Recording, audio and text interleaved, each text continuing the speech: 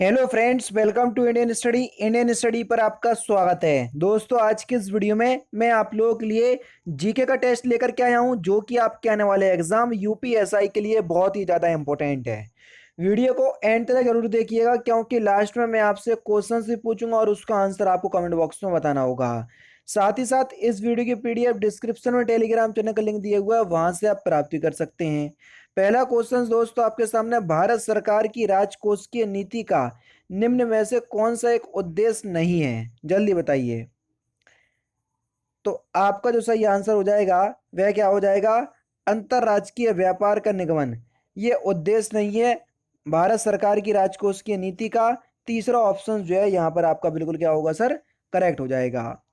Next question, निम्नलिखित में से किसने 1942 में भारत छोड़ो आंदोलन का समर्थन किया था? तो किसने किया था?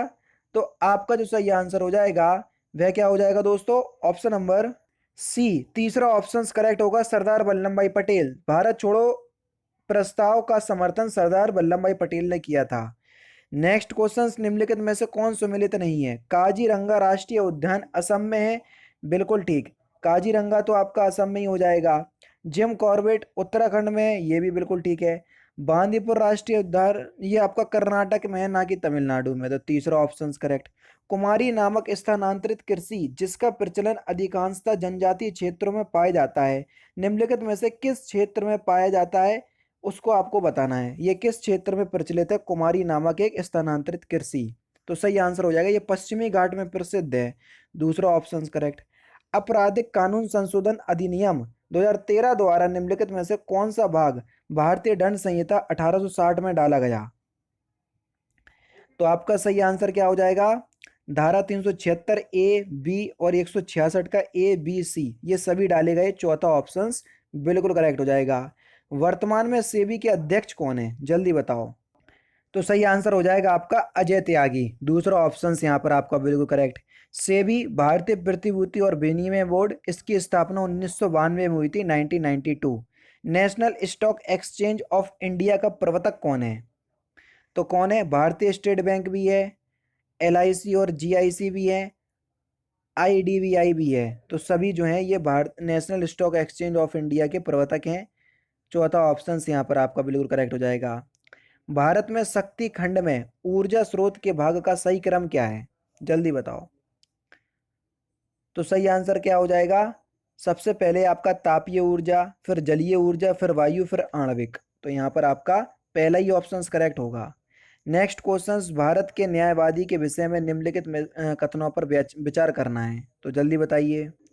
पहला कथन है वह भारत के राष्ट्रपति द्वारा नियुक्त किया जाता है। बिल्कुल ठीक है। उसमें वही योग्यताएं होनी चाहिए जो सर्वोच्च न्यायालय के मुख्य न्यायाधीश में होती हैं। बिल्कुल ठीक है। उसे संसद के किसी भी एक सदन का सदस्य होना चाहिए। नहीं भैया। संसद द्वारा महाभियोग लगाकर उसे हटाया जा सकता है। नहीं भैया। तो ये दोनों गलत हैं। पहला और दूसरा ही आपका सही है। पहला ही ऑप्शन यहाँ पर आपका बिल्कुल क्या हो जाएगा? करेक्ट हो जाएगा। नेक्स्ट क्वेश्चन स्टार्ट करने से पहले मैं आपको बता दूं, दोस्तों मैं डेली बेसिस पे अनअकैडमी पर बिल्कुल फ्री स्पेशल क्लास लेता हूँ। रोज सुबह 10 बजे और एक 11 बजे, दो क्लास होती हैं मेरी। दोनों ही फ्री ऑफ कॉस्ट है, कोई भी पैसा नहीं देना है। हिंदी को बिल्कुल टॉपिक वाइज कवर कर रहा हूँ। इतना ही बोलूंगा कि केवल एक बार आप मेरी क्लास में आओ। अगर आपको क्लास पसंद ना आए तो मैं डायरेक्टली बोलता हूं आपसे कि क्लास को डिसलाइक करना, चले जाना, जो मन में आए वो बोल करके चले जाना। इतना ओपनली बोल रहा हूं। लेकिन एक बार क्लास में आओ। क्लास के लिंक डिस्क्रिप्शन में मिल जाएंगे। फिर भी आपको कोई दिक्कत हो रही है क्लास तक पहुंचने में, तो मैं आपको पूरा ट्यूटोरियल बता दे रहा हूं किस तरह आपको मेरी क्लास में पहुंचना है। आप लोगों को सबसे ज़्यादा दिक्कत हो रही है मेरी स्पेशल क्लास लेने पे, जो रोज़ सुबह 11 बजे चलती है। आप जैसे ही अनअकैडमी पर अपना अकाउंट बनाएंगे तो आपके सामने ये विंडो खुल करके आएगी। तो आपको UP triple S C search करना है। यूपी ट्रिपल एस सी या स्टेट पीसीएस में आपको ये यूपी ट्रिपल एस सी देखने को मिल जाएगा। तो हमने ये देखो, ये मिल गया यूपी ट्रिपल एस सी। तो हमने इसको सिलेक्ट किया। सिलेक्ट करने के बाद हमने हिंदी को जो है वो सिलेक्ट कर लिया। हमको हिंदी मीडियम से पढ़ना है। आगे की जो आपकी प्रोसेसिंग है वो यहाँ पर हो जाएगी और आपको यहाँ पर यूपी ट्रिपल एस सी लिख करके आ जाएगा। देखो ये लिख करके आ गया यूपी ट्रिपल एस सी। अब UP triple S C category में आपको कुछ नहीं करना।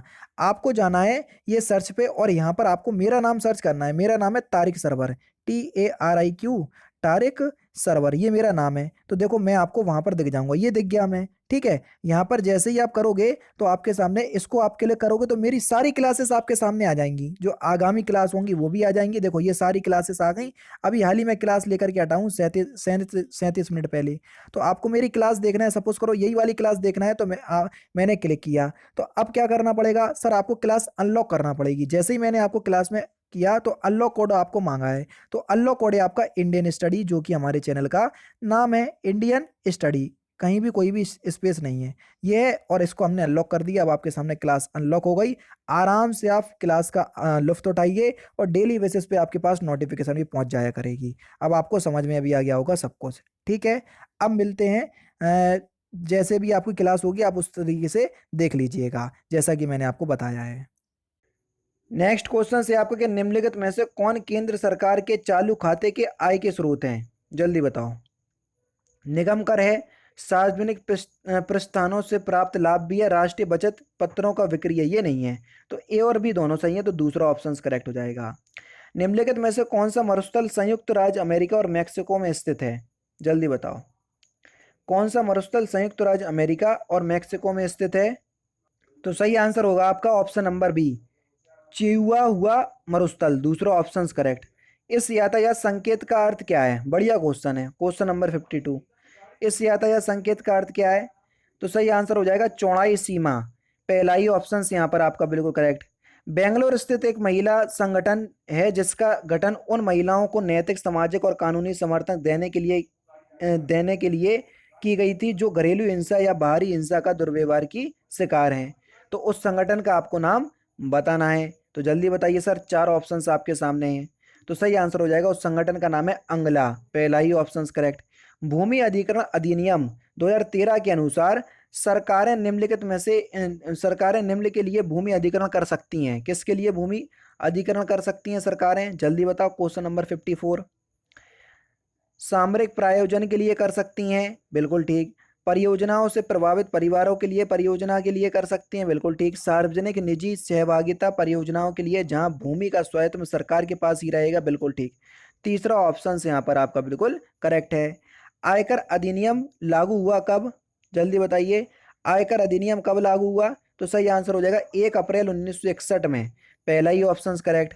भारत का असम राइफल सुरक्षा बल का प्रशासनिक नियंत्रण निम्नलिखित में से मंत्रालय के अधीन आता है, किस मंत्रालय के अधीन आता है? तो सही आंसर हो जाएगा आपका गृह मंत्रालय, दूसरा ऑप्शन से यहाँ पर आपका बिल्कुल करेक्ट हो जाएगा।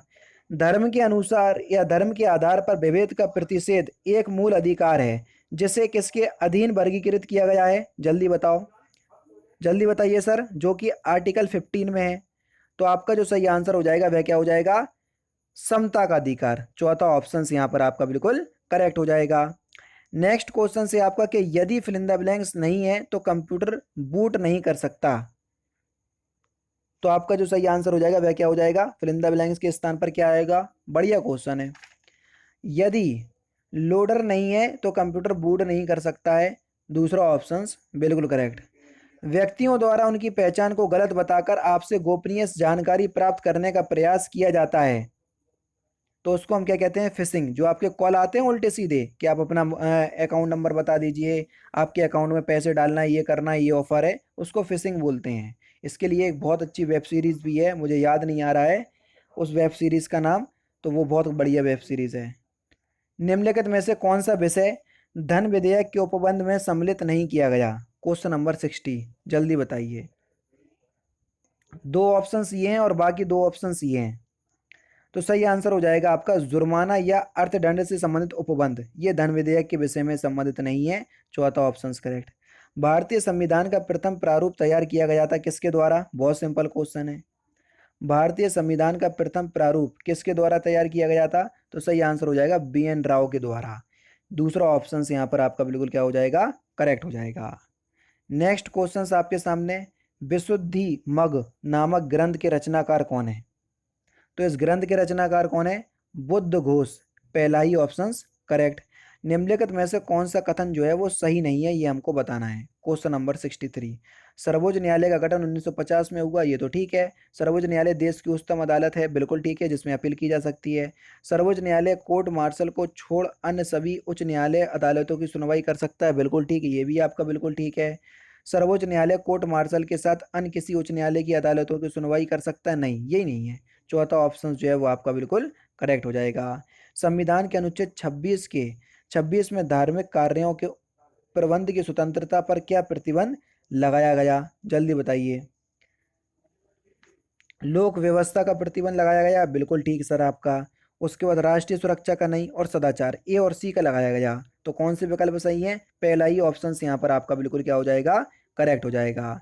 मानवीय सर्वोच्च न्यायालय निम्नलिखित में से किस मामले में यह अवधारित किया गया कि पशु कल्याण पर समाज को ध्यान देना चाहिए और इसी मामले में जल्लीकट्टू और अन्य जानवरों की दौड़ और झगड़े पर रोक लगा दी जाए? कौन सा वाद था या कौन सा मामला था ये? यहाँ पर आपको चारों ही ऑप्शंस दिखा दे रहा हूँ। तो सही आंसर हो जाएगा आपका भारतीय कल्याण कल्याण बोर्ड बनाम ए नागराज व अन्य, दूसरा ऑप्शन करेक्ट। नेक्स्ट क्वेश्चन, निम्नलिखित में से कौन सा राज्य या कौन राज्य सूची का विषय है? जल्दी बताओ, कौन राज्य सूची का विषय है? यहाँ पर मैंने आपको पोल भी सॉरी, यहाँ पर मैंने आपके सामने ऑप्शंस भी लगा दिए। तो सही आंसर हो जाएगा आपका खाद्य पदार्थों और अन्य सामानों की मिलावट, चौथा ऑप्शन करेक्ट। राज्य के नीति निर्देशक तत्वों के संदर्भ में निम्नलिखित में से कौन सा कथन जो है वो सही है? उसका आपको उत्तर देना है। पहला कथन है आपका कि संविधान के आर्टिकल 42 में कार्य की न्याय संगत और मानवीय दशाओं का एवं मातृत्व सुरक्षा हेतु सहायता का उपबंध किया गया है, बिल्कुल किया गया है। दूसरा है आपका कि संविधान के अनुच्छेद 39 में उत्पादन के प्रावधानों का विकेंद्रीकरण का प्रावधान किया गया है, नहीं। दूसरा गलत है, पहले ही सही है। तो पहला ऑप्शन यहाँ पर आपका बिल्कुल करेक्ट हो जाएगा। एंथोफोबिया निम्नलिखित में से किसका डर है? एंथोफोबिया किसका डर है? तो यहाँ पर जो आपका सही आंसर हो जाएगा वह हो जाएगा पुष्पों का, दूसरा ऑप्शन करेक्ट। जो मनुष्य यह नहीं समझ पाता कि कब उसे भोजन करना रोक देना चाहिए, वह पीड़ित है किससे? तो वह किससे पीड़ित है? तो सही आंसर हो जाएगा बुलिमिया से, पहला ऑप्शन करेक्ट। क्वेश्चन नंबर 70 है आपका कि निम्नलिखित में से किस प्रकार के प्राधिकार भारत के राष्ट्रपति को प्राप्त हैं? वास्तविक और लोकप्रिय नहीं भैया, औपचारिक और विधिक ये प्राप्त है, राजनीतिक और नाम मात्र नहीं, संवैधानिक और नाम मात्र ये दोनों प्राप्त हैं। बी और डी कौन से ऑप्शंस में दिया? जल्दी देखो, चौथे ऑप्शंस में दिया, चौथा ऑप्शन करेक्ट। किस न्यायिक मामले में सुप्रीम कोर्ट ने फैसला दिया कि कोई भी संसद विधायक या विधान परिषद का सदस्य जो एक अपराध का दोषी पाया जाता है और जिसे न्यूनतम 2 साल कारावास की सजा दी गई है तो उसे तत्काल प्रभाव में सदन की सदस्यता खो देगा? किस मामले में यह कहा गया? जल्दी बताओ। तो सही आंसर आपका क्या हो जाएगा? लिली थॉमस बनाम भारत सरकार, तीसरा ऑप्शन बिल्कुल करेक्ट। मनुष्य में एफ्लॉक्सिन खाद्य विषाक्त द्वारा सामान्यतः कौन सा अंग प्रभावित होता है? तो कौन सा अंग प्रभावित होता है? यकृत, जिसको लीवर कहते हैं, चौथा ऑप्शन करेक्ट। नेक्स्ट क्वेश्चन, भारतीय परिषद अधिनियम मार्ले मिंटो सुधार 1909 के संदर्भ में निम्नलिखित कथनों पर विचार कीजिए और जो सा कथन जो है वो सही है वो आपको बताना है। पहला कथन है आपका कि विधान परिषद के सदस्यों को बजट अंतिम रूप से स्वीकार करने से पूर्व बजट पर वाद विवाद तथा प्रस्ताव पारित करने का अधिकार दिया गया था, नहीं, पहला तो गलत है। इस अधिनियम द्वारा केंद्र में द्विसदनात्मक, ये भी गलत है। तो कोई भी जो है वो सही नहीं है, ठीक है। क्योंकि देखो भारतीय परिषद मानले मिंटो सुधार जो 1909 था, भारत को बजट पर प्रश्न पूछने का अधिकार दिया गया था किंतु गवर्नर जनरल उत्तर देने के लिए बाध्य नहीं थे। इस तरीके का जो था ये सुधार था। निम्नलिखित कथनों पर विचार करना है, देख लीजिए कि कौन सा कथन जो है वो सही है। पहला कथन है आपका कि भारत में राज्य के महाधिवक्ता की नियुक्ति भारत के राष्ट्रपति द्वारा संबंधित राज्य के राज्यपाल की अनुशंसा पर की जाती है, बिल्कुल ठीक।